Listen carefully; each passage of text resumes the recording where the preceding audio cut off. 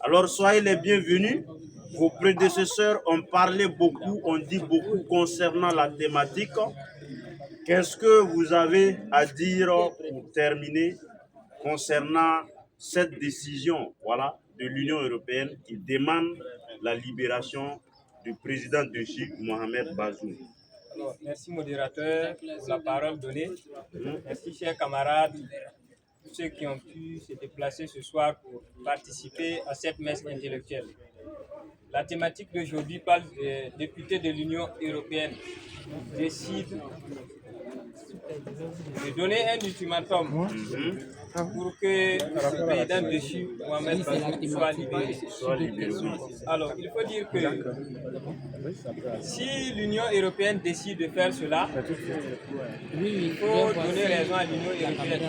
Donc, l'Union européenne est dans son plein droit. L'Union européenne est dans son plein droit et nous allons vous démontrer pourquoi l'Union européenne décide de... Sinon, vos prédécesseurs ont dit Bazoum est un citoyen, voilà, nigérien, un Africain qui n'a rien à voir avec l'Union européenne. Oui, l'Union européenne, c'est depuis après la Seconde Guerre mondiale qu'ils ont créé l'Union européenne.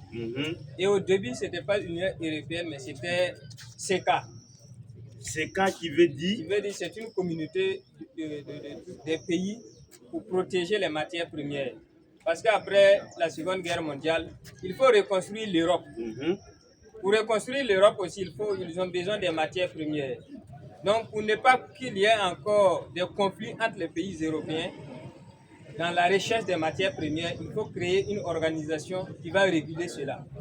C'est à partir de 1962 que ça va changer de nom pour prendre le Parlement européen. Et aujourd'hui, ce Parlement décide que l'Union européenne, qu'on libère Bazoum. Oui. Donc l'enjeu que nous pouvons dire ici, c'est l'enjeu de l'uranium. Il faut savoir que la France était le premier distributeur, oui, le premier pays distributeur d'électricité en Europe. Et les mines d'uranium au Niger est une part importante que la France exploitait. Aujourd'hui, la France est en train de perdre les mines d'uranium et les autres matières premières en Afrique de l'Ouest, précisément dans l'espace confédéral. Pour comprendre que celui qui veut nous attaquer, il faut analyser celui qui est parti avec la proposition de cette résolution. Il s'appelle le général Christophe Goma. Le général Christophe Goma, d'abord, il a été le chef de service de renseignement français.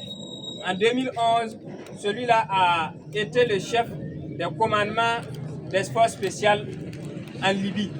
Il a participé à tuer Mohamed Kadhafi. En 2013, il occupait les fonctions de commandant de forces Serval au Mali. Donc c'est celui-là qui part à la retraite, il devient député et il part dire qu'il faut libérer Mohamed Bazoum parce que c'est un partenaire fiable. Un ami de l'Union européenne. Donc, pour comprendre cela, il faut repartir en 2024. Le général Lecomte en 2024, en mai 2024, disait ceci. On va reprendre quelques phrases. Il dit que nous avons essayé en permanence de la nécessité d'une prise de conscience d'entraîner les Européens à agir collectivement au Sahel, en Afrique et au Sahel.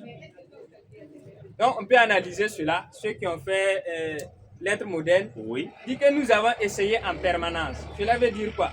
Dit que nous avons essayé plusieurs fois d'entraîner les Européens d'agir collectivement au Sahel.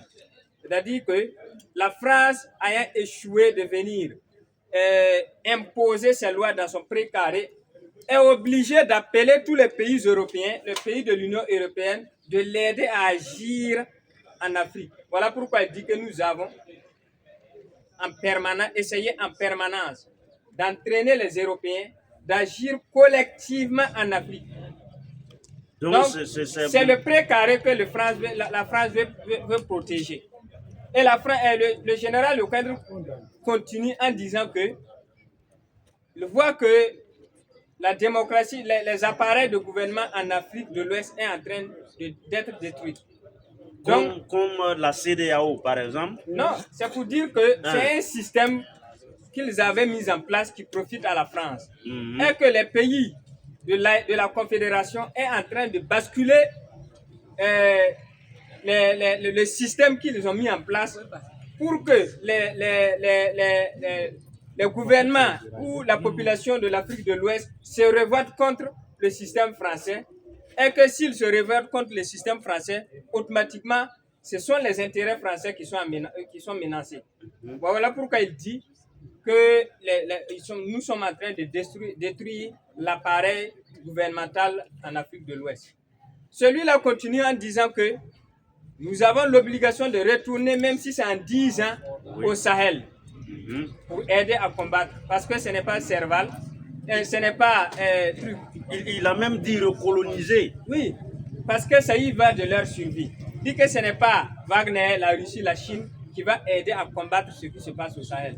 Donc pourquoi? C'est leurs intérêts qui est menacé. L'uranium, les matières premières que nous avons en Afrique de l'Ouest. Donc, il faut tout faire pour revenir. Voilà pourquoi aujourd'hui, 2 mois après avoir reconnu les États confédérés, l'AIS, ils reviennent encore avec une résolution pour parler de la libération de Mohamed Bazoum avant le 2 avril, parce que le mandat de Mohamed Bazoum tire à sa fin et qu'il faut organiser des élections. Qu'est-ce qu'il faut faire? Il faut dire que la France est en train d'organiser une attaque, une déstabilisation en Afrique de l'Ouest, précisément dans les pays de l'AIS. Parce qu'ils ont vu les États-Unis et Israël faire la même chose au Moyen-Orient. Et que le monde s'est indigné de condamner seulement. Donc, il faut aussi protéger coûte que coûte son intérêt qui se trouve en Afrique de l'Ouest. Voilà pourquoi le général Gomar, qui est un ancien de renseignement et aussi qui a participé à tuer Mohamed Kadhafi, dit aussi qu'il faut libérer Bazoum. Donc, ils sont en train de préparer une attaque pour attaquer l'AIS afin de rétablir ou de donner cutis à ceux qui se soumettent à eux. N'oubliez pas que ce n'est pas la première fois que la France fait cela. En 1946, la France avait déjà organisé un groupe terroriste dénommé la Mer Rouge, qui était chargé de tuer tous ceux qui opposaient à la France, qui n'étaient pas soumis à la France, qui était chargé d'infiltrer les manifestations qui demandaient l'indépendance et de semer la terreur. On ne peut pas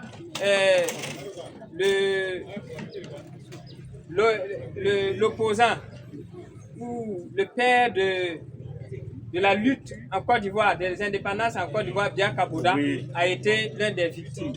Les députés malgaches qui, à cette époque, demandaient à ce qu'on les libère, comme en Indochine aussi, ont subi la même chose. Donc, c'était une organisation que la France avait déjà mis en place en 1946 pour traquer ses opposants. Et aujourd'hui, nous voyons que l'implication de la France est avérée dans la lutte contre le terrorisme.